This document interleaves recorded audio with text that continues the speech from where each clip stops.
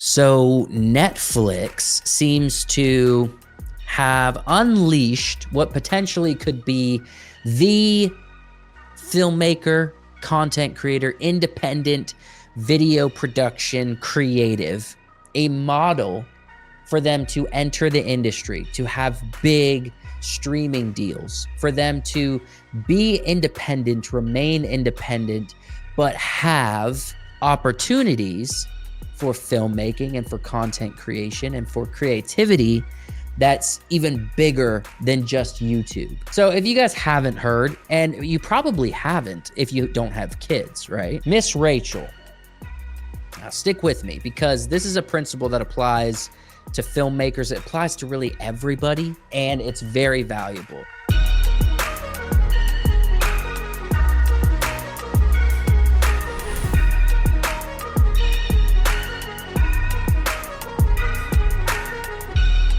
So Miss Rachel, she's a YouTuber for kids. If you don't know who Miss Rachel is, you're living under a rock. You possibly don't know who she is. I think every parent knows who she is. And she creates little videos of her teaching kids songs, teaching them ABCs. I know very many Rachel songs because my daughter enjoys watching her YouTube videos. But in the past couple weeks, Rachel made a deal with Netflix. And all that they did was they took some of her YouTube content and put it on Netflix. They didn't produce exclusive stuff for Netflix. They didn't create a Netflix original Miss Rachel show or Miss Rachel series. All they did was they took content from YouTube that's already public and free and put it on Netflix. And the main reason they did that is one, because it's kids content. Kids content generates views, right? You think of Disney Plus. Out of everything Disney Plus has to offer, like, what do you think is the biggest thing on Disney Plus that's just week after week after week after week, the highest viewed piece of content on Disney Plus? You might think it's Frozen. You might think it's one of the princess movies. No, it is in fact Bluey, the little blue dog with her sister Bingo and her parents, Chili and Bandit. I actually enjoy Bluey. Again, my daughter likes it. But back to Miss Rachel, she has a Netflix deal, not creating content for Netflix, but rather to just have her content also on Netflix. And in just the past couple weeks, it rose in popularity up to, I think, number 5 out of the top 10 viewed on Netflix in like the past week or whatever, or the past month. Her popularity is super big, and all she's done is she posted on Instagram. Netflix promoted it a little bit, and people, instead of just going to YouTube to watch it, they decided like, hey, let's just turn on Miss Rachel for our kid on Netflix rather than YouTube. So now she's made a deal with Netflix, and she has her content on YouTube. So the same content is being creating and generating more revenue for her and her business, right? Her brand. And it's super interesting to see. It's like, okay, is this like a one-off thing? Is this a potentially duplicatable model? And then we realize there's been recent news that apparently Netflix is actively pursuing similar deals with other YouTube creators with the same approach, with simply taking their YouTube content and placing it on places like Netflix. So it's not an attempt to do like what YouTube Red did or Premium did when it first was launched, where they tried to make YouTube originals. And it's not like they're trying to take popular, YouTube stars and create an original Netflix show with that star. No, it's just taking YouTube content and putting it on Netflix. Now, Miss Rachel's an extreme example. She's like the Mr. Beast of children. She is. You can't really beat her. There's a lot of people trying to catch some of that magic, but the numbers just aren't there. I've done a little bit of a deep dive into this, and Miss Rachel's numbers just are hard to beat. They are difficult to beat, even by people who are trying to duplicate it. And remember that like Netflix has over 300 million subscribers, paying subscribers. It doesn't mean they're there every single day, but it is a massive audience. Now, YouTube is technically larger, but out of all the paid streamers besides YouTube, which is public, Netflix is number 1 by far. They've lapped everybody. So they have a huge subscriber base. And what's so interesting is this idea of basically spending zero essentially on production value and just putting it over there.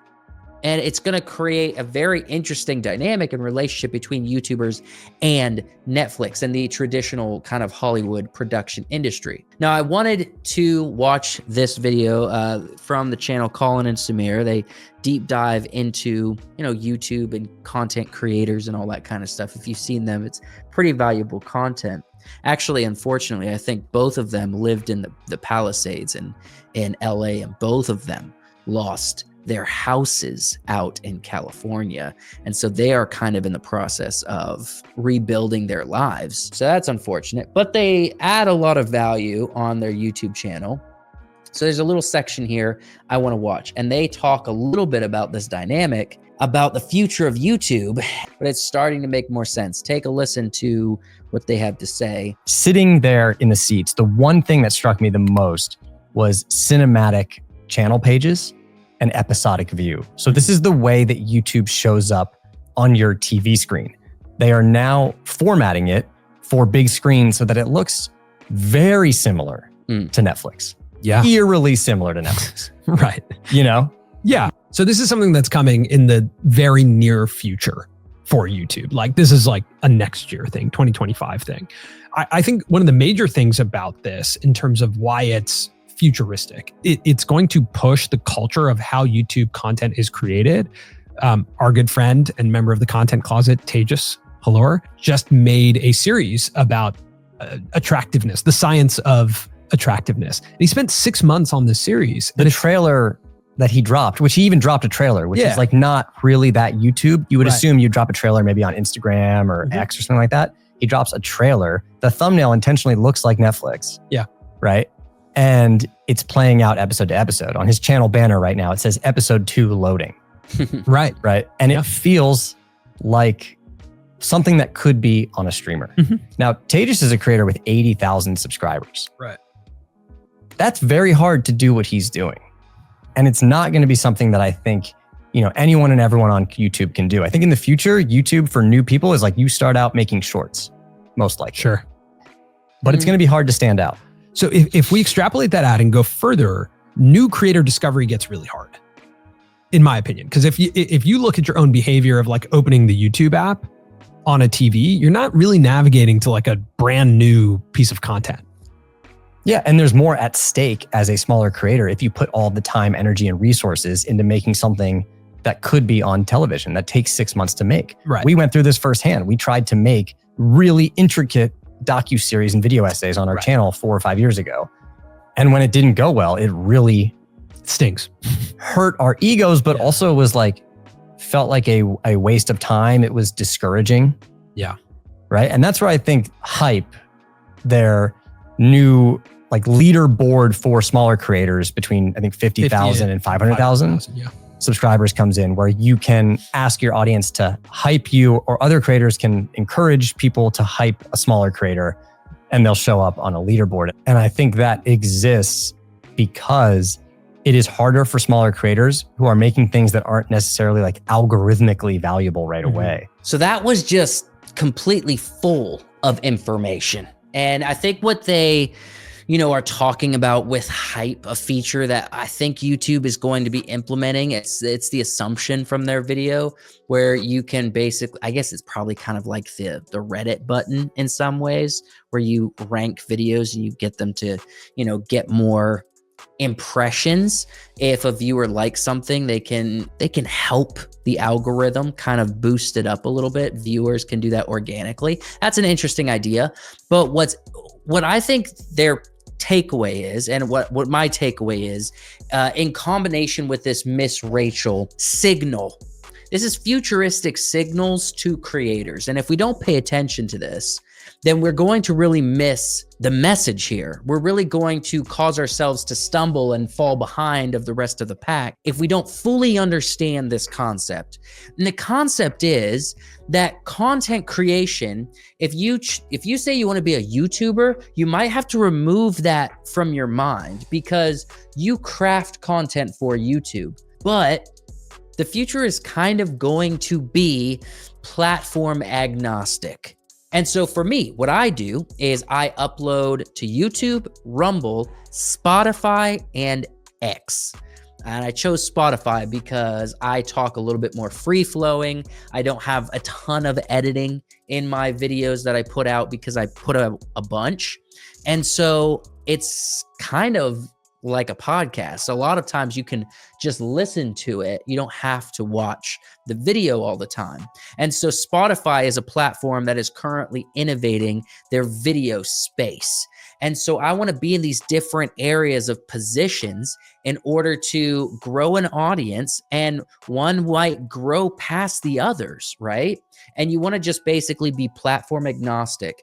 And then there are weird signals coming out of Hollywood and the industry like Netflix that are looking at the future and saying like, hey, we just want more eyeballs on our platform.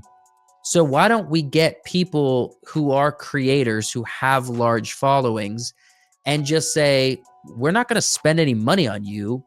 We'll just like create a deal that's based on literally how much views you get on our platform. So it's kind of like a closed door system. It's not like YouTube where you can upload something to Netflix, but it is a thing where it's like Netflix investment is extremely low with potential high rewards. It's market testing for their platform, utilizing places like YouTube that already have market tested these creators. All that to say, even if you don't end up on Netflix or something, if you're a filmmaker, which I'm interested in indie filmmaking. I love indie filmmakers. I've made a handful of films myself, and that's the world I am just very passionate about.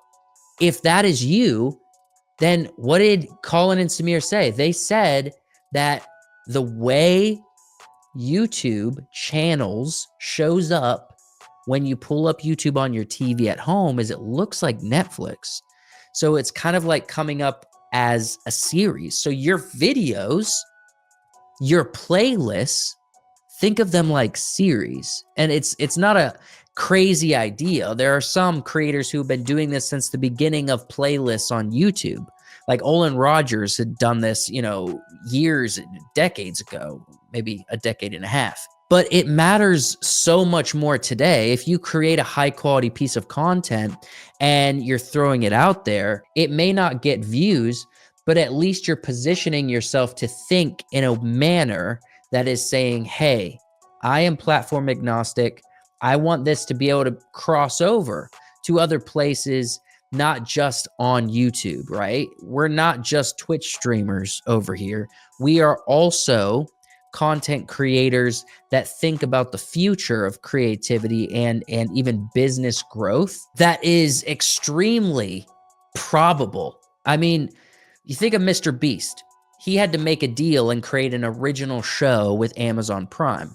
I think that's going to be like that's a really big test, but it is Mr. Beast, so it's a little safer. But then you have like Miss Rachel, who they're not even doing a show with. It's just her YouTube content, but now it's on Netflix as well. That's kind of a crazy idea, and it's kind of a genius idea on Netflix's part, because now they can say, hey, do you like your favorite, YouTube creators? Well, now you could watch them on Netflix too. Like Rhett and Link, they've been doing Good Mythical Morning forever. What happens if they just start doing Good Mythical Morning every day on Netflix and they just start building out a huge catalog of GMM?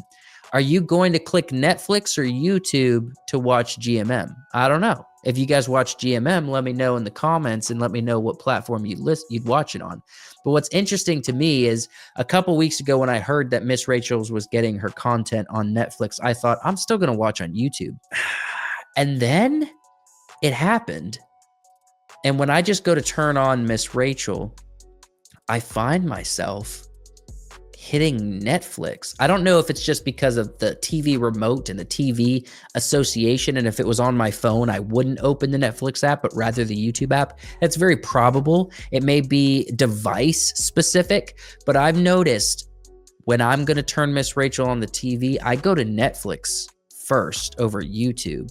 And so there's something to this. There's something here. And I think filmmakers and content creators that want to create something high quality and unique and an experience, think about how you're crafting your channel. Think about how you're crafting your content in a way that could potentially cross over. And if it doesn't cross over, well, at least on platforms like YouTube, you are still creating content that is rising to the expectation of the audience as YouTube nudges creators to think this way. I really appreciate you watching. I hope this was helpful and insightful. Thank you for going on this journey with me. I know I always learn something when I create these, and that's my intention. I want to learn something. I want to talk through it, and I want you all to share your thoughts in the comments as well. So thank you for giving me your input down below. And subscribe to the channel if you want to keep seeing more videos like this.